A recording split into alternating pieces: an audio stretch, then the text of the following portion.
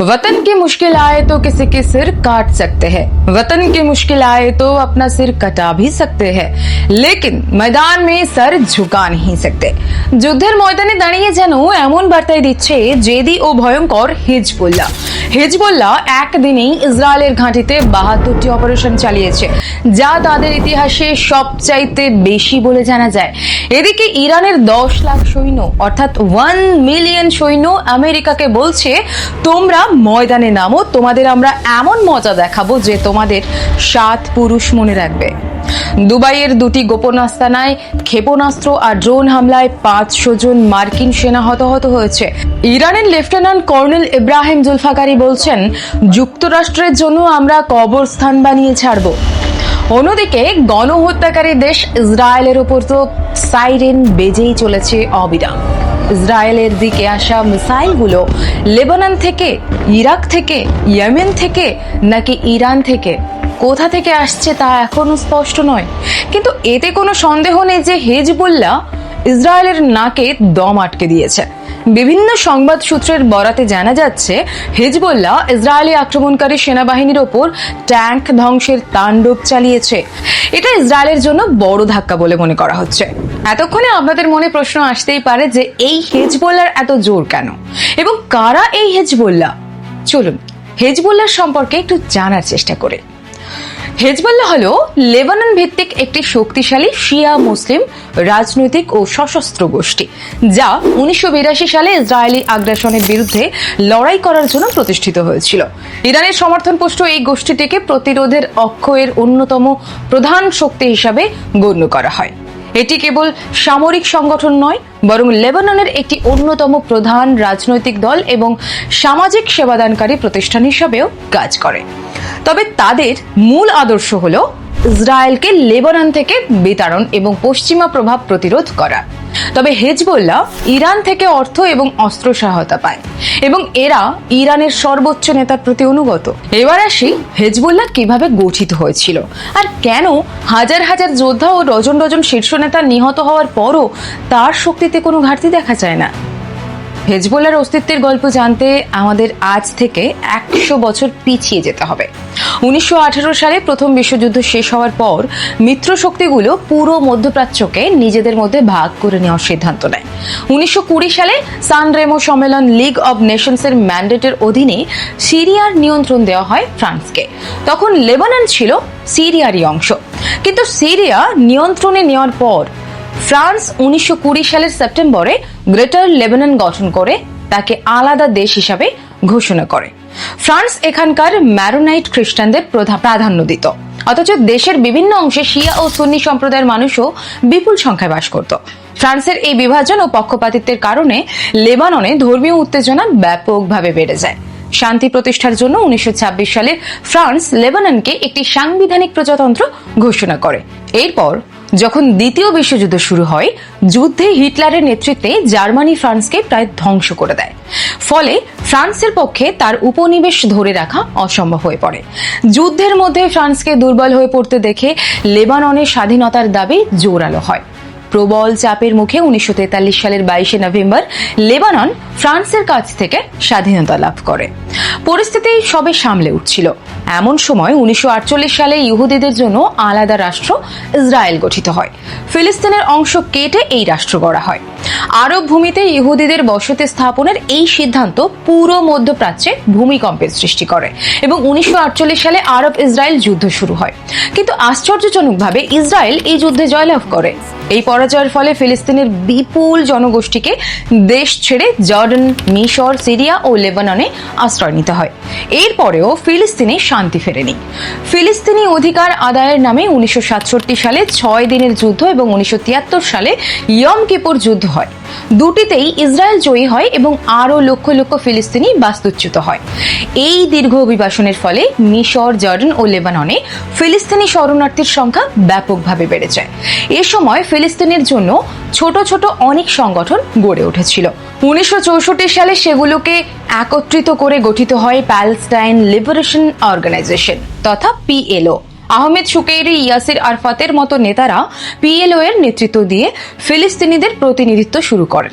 ফিলিস্তিনিদের দুর্দশার জন্য তারা ইসরায়েলকে দায়ী মনে করতেন। তাই পিএলও এর প্রধান লক্ষ্য হয়ে ওঠে ইসরায়েল।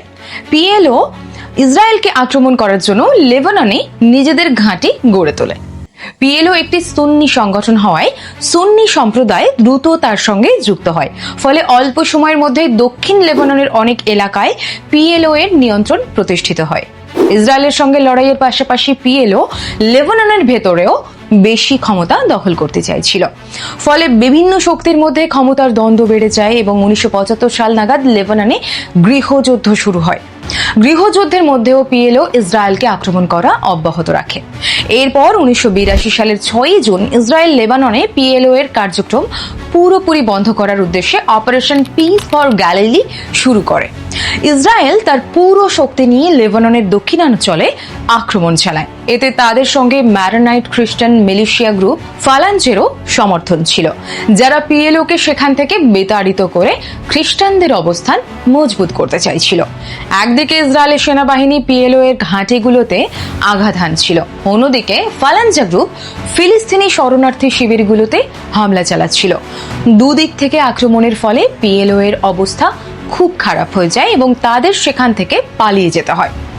ইসরায়েল এই সময় দক্ষিণ লেবাননের বড় একটা অংশ নিজেদের দখলে নিয়ে নেয় এবং সেখানে কিছু সেনা মোতায়েন রাখার সিদ্ধান্ত নেয়।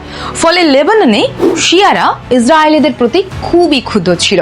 তখন ইরানের শক্তিশালী রেভলিউশনারি গার্ড কর্পস লেবাননে বসবাসকারী ইসরায়েল বিরোধী শিয়াদের একত্রিত করে একটি গোষ্ঠী গঠন করলো এবং নাম দিল হিজবুল্লাহ, অর্থাৎ আল্লাহর দল, যাদের লক্ষ্য ছিল লেবানন থেকে ইসরায়েলকে তাড়িয়ে সেখানে ইসলামী প্রজাতন্ত্র প্রতিষ্ঠা করা। হিজবুল্লাহ খামেনির কীর্তি ও চিন্তাধারায় খুব অনুপ্রাণিত ছিল।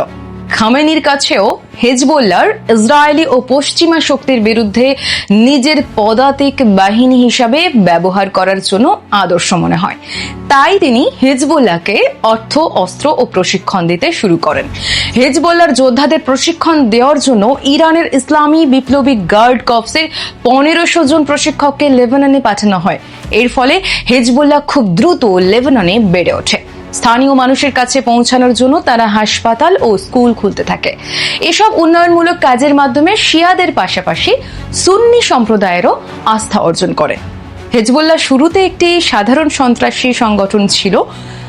8 বছর ধরে তারা বোমা হামলা, অপহরণ ও বিমান ছিনতাই চালিয়েছে এবং এই হিজবুল্লাহই বৈরুতে আমেরিকান মেরিন ব্যারাকে বোমা হামলা চালিয়ে প্রায় 240 জনকে হত্যা করেছিল এবং ভয়াবহ ধ্বংসযজ্ঞের দৃষ্টি তৈরি করেছিল।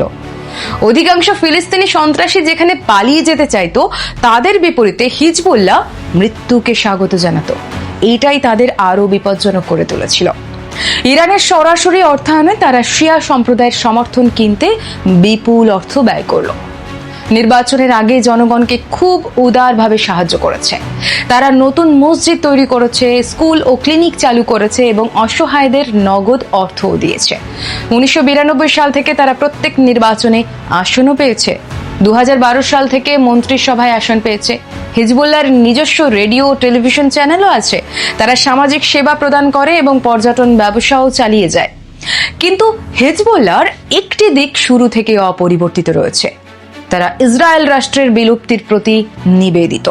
তাদের লোগোতে এটি প্রতীকায়িতও আছে। একটি হাত আকাশে মেশিনগান তুলে ধরে আছে। কর্মকর্তারা বলেন এটি ইসরায়েলের জন্য হুমকি। মেশিনগান ইসরায়েলের জন্য এবং ভবিষ্যতেও থাকবে। এজন্য তাদের একটি সামরিক শাখাও আছে। তাদের সামরিক শাখা লেবাননের সেনাবাহিনীর চেয়েও শক্তিশালী বলে মনে করা হয়।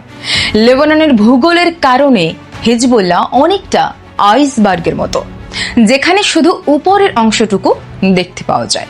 হিজবুল্লাহ অধ্যুষিত এই এলাকাতে গভীর উপত্যকা রয়েছে, যা গেরিলা যুদ্ধের জন্য আদর্শ, আর গভীর গুহা রয়েছে যেখানে যোদ্ধা ও অস্ত্র লুকিয়ে রাখা যায়।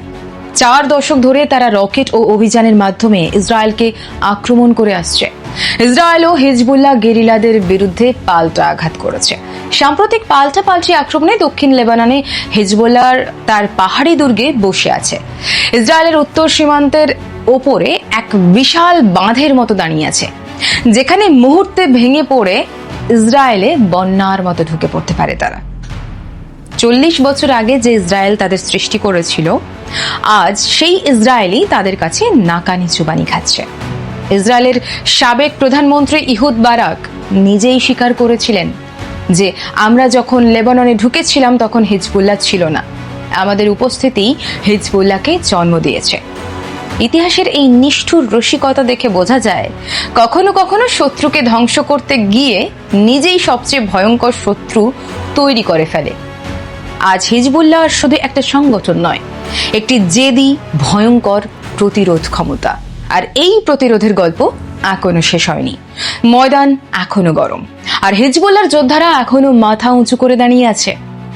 আপনার কি মনে হয় ইসরায়েলকে নিজের হাতে তৈরি করা এই দানবকে সামলাতে পারবে? কমেন্ট সেকশনে জানাতে ভুলবেন না। আর এমন ভিডিও নিয়মিত দেখতে হলে সাবস্ক্রাইব করুন। ধন্যবাদ।